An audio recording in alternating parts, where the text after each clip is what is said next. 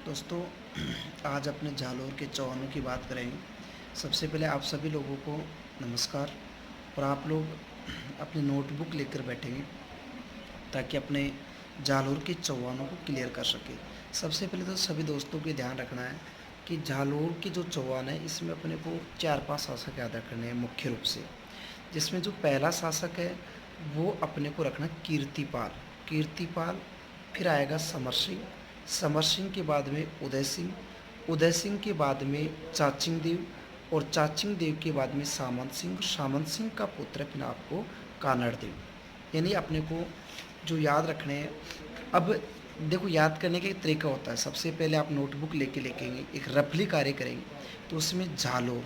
देखो, जालोर जो है आपको पता है, जालोर जो कि मारवाड़ में आता है। जालोर का प्राचीन नाम जाबालीपुर भी मिलता है। और जो यहाँ का किला है इसको अपने सोनगिरी कहते हैं, जिसका अपभ्रंश सोनगढ़ पड़ा और सोनगढ़ के नाम पर ही यहाँ के शासकों को सोनगरा शासक कहा जाता है। जालोर शब्द जाल प्लस लोर से बना। जाल एक पेड़ होता है, लोर यानी सीमा, यानी जाल के पेड़ों की सीमा के क्षेत्र को जालोर कहते हैं। तो मित्रों, मैंने जब आपको शायद अजमेर में चौहान वंश की वृक्ष शाखा बताई थी, इसमें ये भी बताया था आप सभी भाई बहनों को कि जो जालोर है, जालोर का संस्थापक रहेगा जालोर यानी कीर्तिपाल। मैंने बताया था आपको ट्रिक के माध्यम से। ये क्वेश्चन आपका बनता है, इसको आपको अटेम्प्ट करना है। इसमें आपको करना है कि जो जालोर है यानी जालोर, लास्ट में एक लोर आया है। लोर यानी लोरी होती है। तो अपने जो लोरी बच्चों को जब लोरी सुनाते हैं, जैसे अपने किसी को भी लोरी सुनाते हैं, तो लोरी कब सुनाते हैं? लोरी अपने जो कोई महान आदमी होता है उसकी कीर्तियों का बखान करते हैं। तो लोरी लोरी किसको सुनाते हैं? यानी लोरी बच्चों को सुनाई जाती है और उस लोरी में महान आदमियों की कीर्ति का बखान किया जाता है। तो जालोर का जो संस्थापक रहेगा वो रहेगा कीर्तिपाल। पहला क्वेश्चन आपको नोट करना है कि जो जालोर है, जालोर के चौहान शासकों का संस्थापक रहेगा कीर्तिपाल। पहला क्वेश्चन, जालोर के चौहान शासकों का संस्थापक कीर्तिपाल रहेगा। ठीक है। मोहम्मद नैन्सी ने अपनी प्रसिद्ध पुस्तक नैन्सी ख्यात में कीर्तिपाल एक महान राजा के नाम से भी ये उपाधि दी है। अब जब कीर्तिपाल है, देखो कीर्तिपाल ने जालोर के क्षेत्र में एक जांगलेश्वर महादेव का मंदिर भी बनवाया है। तो पहला क्वेश्चन आपका कीर्तिपाल से बनेगा। कीर्तिपाल ने जालोर में जो चौहान वंश की स्थापना की वो 1181 में की थी। 82 में मृत्यु हो गई, 1 साल शासन किया था। अब कीर्तिपाल के बाद में जो शासक आएगा वो सबको पता, समर सिंह आएगा। कीर्तिपाल, जालोर के शासकों का संस्थापक कीर्तिपाल, फिर समर सिंह। समर सिंह, समर यानी युद्ध। तो समर सिंह के बारे में इतना है कि समर सिंह ने जालोर की सुरक्षा व्यवस्था को मजबूत किया और जालोर का जो किला है इसके चारों तरफ परकोटा बनाया था। बस समर सिंह के बारे में अपने को इतना ही है। समर सिंह के समय ही यहाँ का गुजरात जो है, गुजरात का चालुक्य शासक भीमदेव सेकंड रहेगा। तो भीमदेव सेकंड, वही भीमदेव सेकंड जिसने गोरी को 1178 में अनिलवाड़ा के युद्ध में पराजित किया था। एक बहुत अच्छा शासक है। क्वेश्चन आपका बनता भी है कि गोरी को किसने पराजित किया था? भीमदेव सेकंड ने। चालुक्य शासक है, अनिलवाड़ा के युद्ध में। तो इसने क्या है कि बहुत पराक्रमी शासक था। तो समर सिंह ने क्या किया? सबसे पहले समर सिंह ने जालोर की सुरक्षा व्यवस्था को मजबूत किया। जालोर दुर्ग के चारों ओर परकोटे का निर्माण करवाया और भीमदेव सेकंड के साथ अपनी पुत्री लीलावती का विवाह कर मित्रता कर ली। इसके बाद समर सिंह के बाद में आपका शासक आएगा उदय सिंह।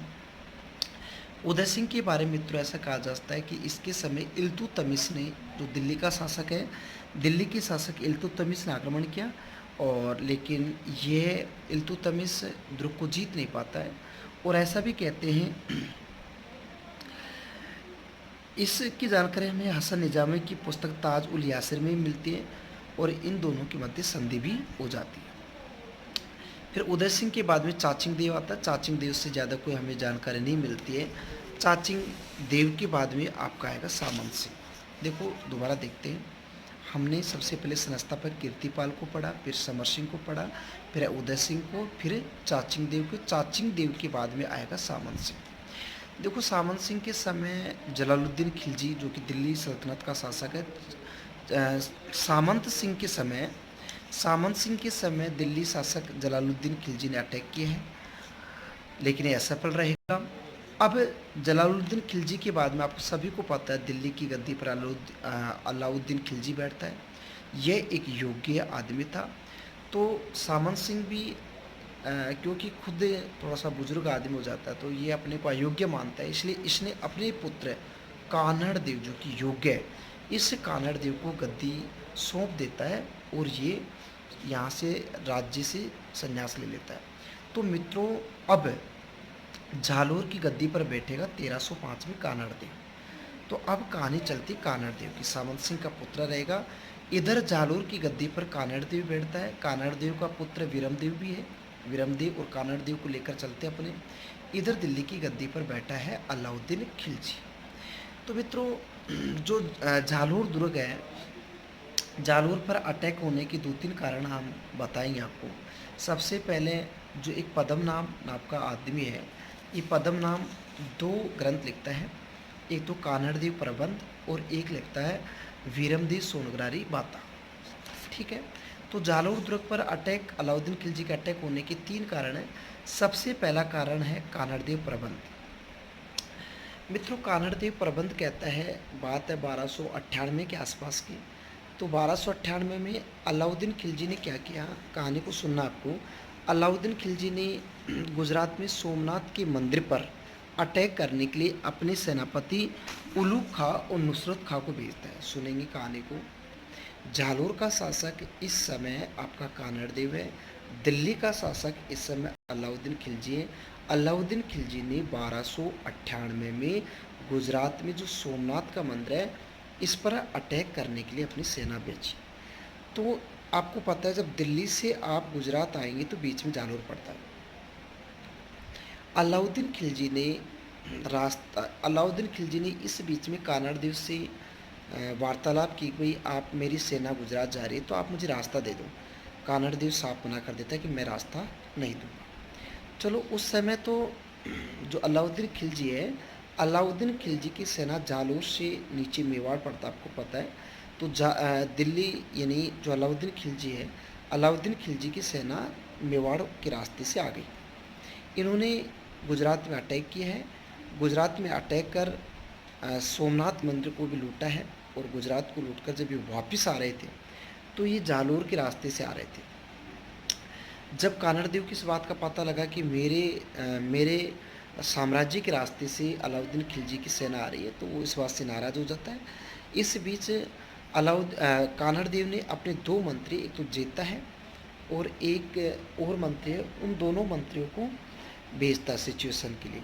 दोनों मंत्रियों ने उस समय युद्ध करना अनुचित बताया और कहा कि भाई अब सेना इकट्ठी है अलाउद्दीन खिलजी की, आप अटैक मत करो। तो होता है क्या मित्रों, उस समय तो अटैक नहीं करता कान्हड़ देव, लेकिन जब इन सेना के मध्य, आपको पता है इस समय हम रणथंभौर का भी अटैक पड़ चुके हैं, तो यहाँ पे क्या होता है कि ये जो सेना है, नुसरत खां, उलूग खां यानी शाही सेना और तुर्क मंगोल सेना के मध्य धन संपत्ति बंटवारे को लेकर युद्ध होता है। तो ये जब अलाउद्दीन खिलजी की सेना में आपस में युद्ध होता है, तो उचित समय जानकर इधर कान्हड़ देव की सेना ने अटैक कर दिया और यहाँ जो धन दौलत है, इस अटैक को अलाउद्दीन खिलजी की सेना इससे घबरा जाती है और ये वहाँ जो धन दौलत जो भी थी उसको वहीं पे छोड़ के भाग जाती है। ऐसा कहते हैं मित्रों कि जो सोमनाथ का उस धन दौलत में सोमनाथ के मंदिर की 5 मूर्ति जो थी उसके 5 टुकड़े थे। कान्हड़ देव ने जो सोमनाथ का जो मूर्ति थी, इस सोमनाथ की मूर्ति के जो 5 टुकड़े थे, इसको यहीं पे जालोर में एक सराणा गांव है, इस सराणा गांव में अलग अलग 5 जगह पर स्थापित करवाया। बहुत गजब क्वेश्चन है, आपको याद करना है। इसके बाद मित्रों, इसी बात से नाराज अलाउद्दीन खिलजी था, तो ये इसी को लेकर उसने अटैक की, ये पहला कारण था। इसका दूसरा कारण फरिश्ता बताता है कि जो जालोर के युद्ध का एक दूसरा कारण फरिश्ता ने बताया, जो कि अलाउद्दीन खिलजी की साम्राज्यवादी नीति को बताता है। ऐसा कहते हैं कि 1305 में अलाउद्दीन खिलजी ने अपने सेनापति, जिसका नाम है ऐन उल मुल्क मुल्तानी, इसके नेतृत्व में, क्योंकि अपना साम्राज्य बढ़ाना चाहता था, तो इसने मुल्तानी के नेतृत्व में सेना भेजी। मुल्तानी ने थोड़ा सा दिमाग से काम लिया और इसने युद्ध ना करके कानड़ देव से कहा कि भाई मैं आपको दिल्ली दरबार में ले चलता हूँ और वहाँ पे अलाउद्दीन खिलजी से एक गौरवपूर्ण संधि करवाऊँगा। इधर कानड़ देव समझता है कि भाई आपकी सेना भी कम है, गौरवपूर्ण संधि अपनी हो रही है, तो क्या प्रॉब्लम है। तो कानड़ देव जो था ये उस मुल्तानी के साथ में दिल्ली दरबार में चला जाता है। दिल्ली, ऐसा कहते हैं मित्रों कि अलाउद्दीन खिलजी ने दिल्ली दरबार में जो दरबार है इसमें कानड़ देव के साथ उचित व्यवहार नहीं किया, अपमानजनक व्यवहार किया है। और आपको पता राजपूत अपमानजनक व्यवहार सह नहीं सकते। एक बार घमंड में अलाउद्दीन खिलजी ने ये भी कह दिया कि राजपूत राजाओं में ऐसा कोई शासक नहीं जो मेरी सैन्य शक्ति के सामने टिक सके। इस बात को कानड़ देव जी दिमाग पे ले लेते, दिल पे ले लेते और वो वहाँ से सीधी जालोर आ जाते युद्ध की धमकी देकर।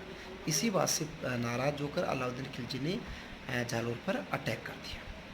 इसका जो तीसरा कारण बताते मित्रों, वो बताते मोहम्मद नैन्सी, जो कि फिरोज़ा और वीरम देव की प्रेम कहानी को लेकर बताते। तो मोहम्मद नैन्सी बताते हैं, कहानी को सुनना है कि जब अलाउद्दीन खिलजी और जालोर के शासक कानड़ देव के मध्य संधि हो जाती है, तो आपको पता संधि के बाद में कानड़ देव का दिल्ली दरबार में आना जाना रहता है। तो आपको पता है जैसे सपोज़ करो मैं दिल्ली जाऊं तो मेरा कोई बेटा है तो वो भी मेरे साथ आएगा जाएगा। तो इधर कानड़ देव जब दिल्ली दरबार में आते जाते हैं तो इसके साथ ही इसका बेटा है जिसका नाम है वीरम देव, वो भी दिल्ली दरबार में आया जाया करता था। राजपूत शासक था, जवान था, युवा था, सुंदर था आप लोगों की तरह। और आपको पता लड़कियों की कमजोरी, सबसे पहली बात तो जब ये कानड़ देव के साथ इसका पुत्र वीरम देव आया जाया करता था, तो इस वीरम देव और इस अलाउद्दीन खिलजी की एक हरम की पुत्री थी जिसका नाम था फिरोजा। तो कानड़ देव का पुत्र वीरम देव और अलाउद्दीन की पुत्री फिरोजा के मध्य प्रेम हो गया। दोनों एक दूसरे को ताकने लगे। वीरम देव भी कुछ दिन वहीं पे रहने लग गया। दोनों के मध्य पत्र और लेटर, ये जो भी आपको पता, व्हाट्सएप वगैरह जो भी आप समझ सकते हो, जो कि मैं ज़्यादा कॉमेडी नहीं कर सकता है क्योंकि आपको वीडियोज़ में अपने ज़्यादा कॉमेडी नहीं करेंगे, ये क्लासों में चलती रहेगी। तो अपने क्या यानी दोनों के मध्य प्रेम संबंध स्थापित हो जाते हैं, आप सब जानते हो। जब एक दिन इस बात का पता अलाउद्दीन खिलजी को लगा कि मेरी पुत्री फिरोजा कानड़ देव की पुत्र वीरम देव से प्यार करती, तो सबसे पहले अलाउद्दीन खिलजी ने अपनी पुत्री फिरोजा को समझाया कि भाई आप ऐसा मत करो, ये हमारा दुश्मन है और आप, सबसे बड़ी बात है कि ये राजपूत है तो आप इनसे ऐसा कुछ मत करो। लेकिन फिरोजा नहीं मानते, आपको पता प्यार और प्यार अंधा होता है। जब वो नहीं मानती तो अलाउद्दीन खिलजी ने ये बात वीरम देव से बताई कि आप शादी कर लो। वीरम देव ने सोचा कि मैं एक मुस्लिम लड़की से शादी करूँगा, मैं एक राजपूत हूँ। तो ऐसा कहते हैं कि वीरम देव रातों रात वहाँ से जालोर आ जाते हैं। इधर फिरोजा है वो भी जालोर आ जाती है। ऐसा कहते हैं कि वीरम देव के जो पिता थे कानड़ देव, उसने फिरोजा को बहुत ज़्यादा आदर सत्कार किया। फिरोजा ने वीरम देव की पूरी बातें कानड़ देव जी को बताई कि भाई मैं आपकी जो आपका जो पुत्र है वीरम देव, इससे बहुत ज़्यादा प्यार करती हूँ, लेकिन मैं इससे शादी करना चाहती हूँ। तो इस बात को लेकर जो कानड़ देव था उसने सोचा कि मैं एक मुस्लिम लड़की को बहू बनाऊँ, तो उसने मना कर दिया। फिरोजा वापस दिल्ली चली जाती है। इस बात का जब पता अलाउद्दीन खिलजी को लगा तो वो काफ़ी रुष्ट हो जाता है।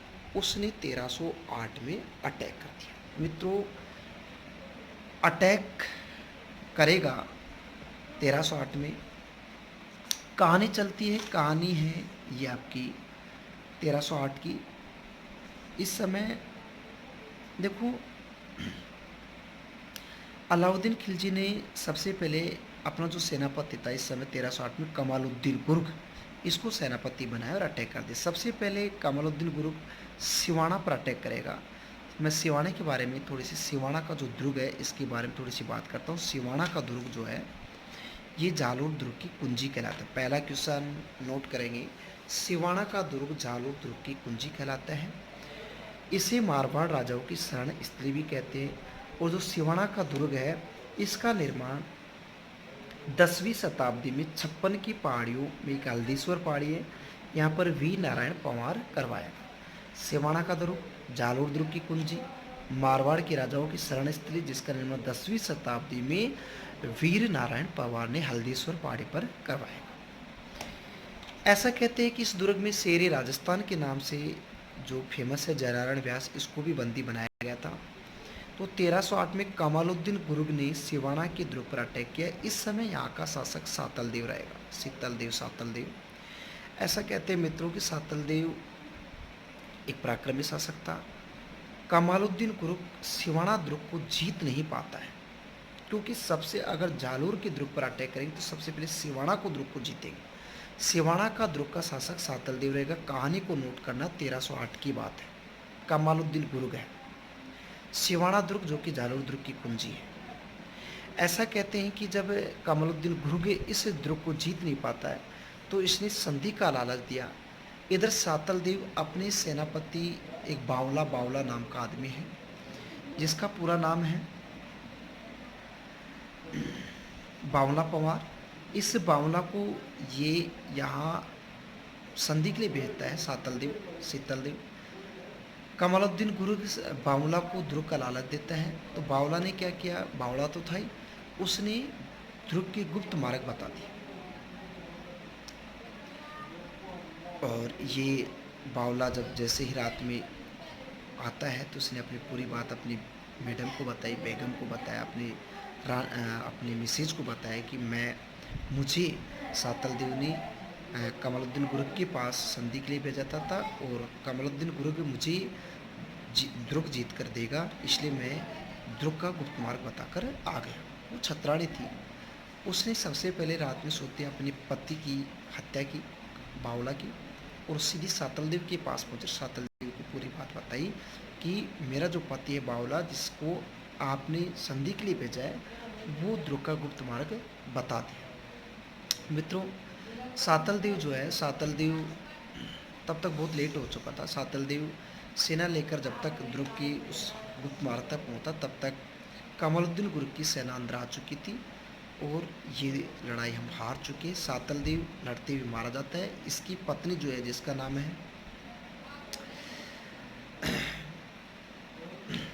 मीणादेवी, मीणादेवी के नेतृत्व में यहाँ पर जोर होता है। तो ये था सिवाना दुर्ग का जौहर शाह का 1308। इसके बाद में क्या होता है, दूसरी कहानी चलती है।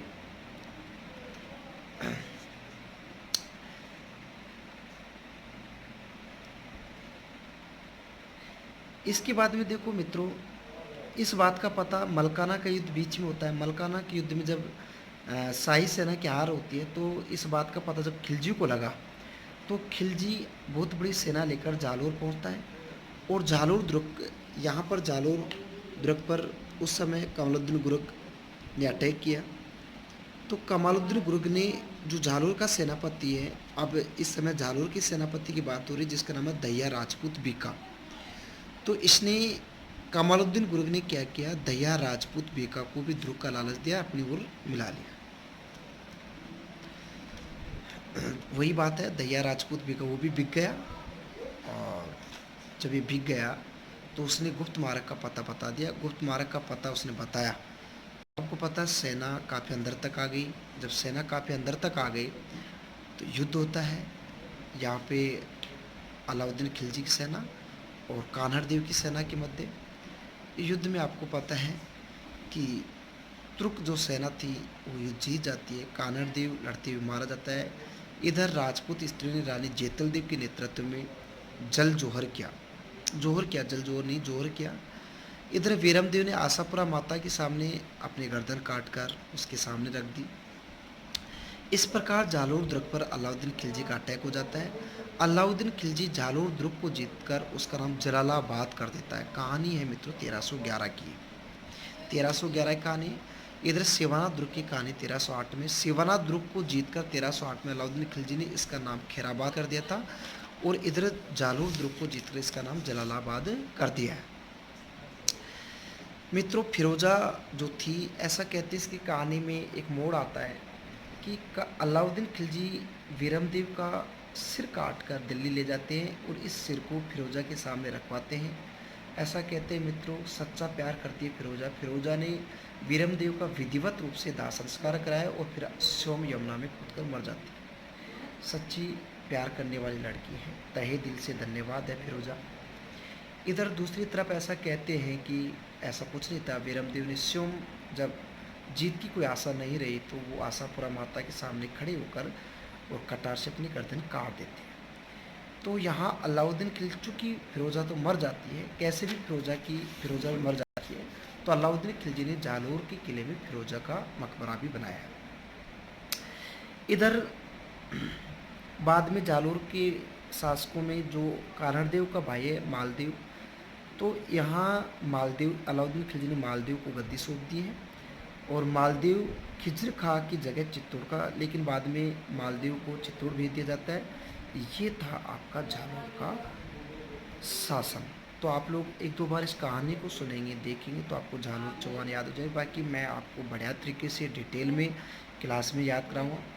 आप जितने मेरे भाई बहन हैं जो कि गांव में मैं देख रहा हूँ, इसलिए मेरा भी इंटरेस्ट रहा है वीडियो डालने में, क्योंकि आप लोग देखते नहीं हो, 200-300 ऐसे व्यूज आते हैं। तो मुझे लगता है नहीं, आप सब लोग शायद, मुझे लगता है कि काफ़ी कमज़ोर हो, पढ़ाई के बारे में इतना सतर्क नहीं हो। आप लोगों को पढ़ना चाहिए। आप लोग थोड़ा बहुत कहीं पर भी है जैसे तैसे करके इन वीडियोज़ को देखते रहे। इसलिए मैं बार बार कहता हूँ कि आप लोग जो सबसे पहले आप गांव में हो, तो आपको पता है कि आपके परिवार में और कोई भी तैयारी करने वाले स्टूडेंट है, तो आप उनको बताएंगे कि सबसे पहले आप सब्सक्राइब करेंगे, इसके बाद में जो बेल आइकन है उसको दबाएंगे, ताकि मेरा जो भी वीडियो है, मैं आपको पता रोज़ अब वीडियो डाल रहा हूँ, तो जो भी मेरे वीडियोज़ है वो आप लोगों तक पहुँच जाएंगे, आप उनको देखेंगे। और आप लोग, मैं यही कहता हूँ कि भाई जितने भी आपके फ्रेंड हैं उनको सब्सक्राइब कराएं इस चैनल को, ताकि उनका भी हित हो। और बाकी मैं अभी, आपको पता है इसमें जो ये वर्ष चल रहा है, इसमें कोई ट्रिक भी नहीं है, आपको एक दो बार कहानी के तौर पे इसको पढ़ना है। बाकी फिर मैं बैठा हूँ क्लास के लिए, जैसे लॉकडाउन खुलता है अपने सब लोग मिलते हैं। मैं आपको बहुत ज़्यादा मिस कर रहा हूँ, सभी मेरे भाई बहनों को। मुझे लगता है कि सब शायद आप भी मुझे मिस कर रहे हो। तो वीडियो कैसा लगा है इसलिए आप कमेंट करके मुझे अवश्य बताइए। धन्यवाद।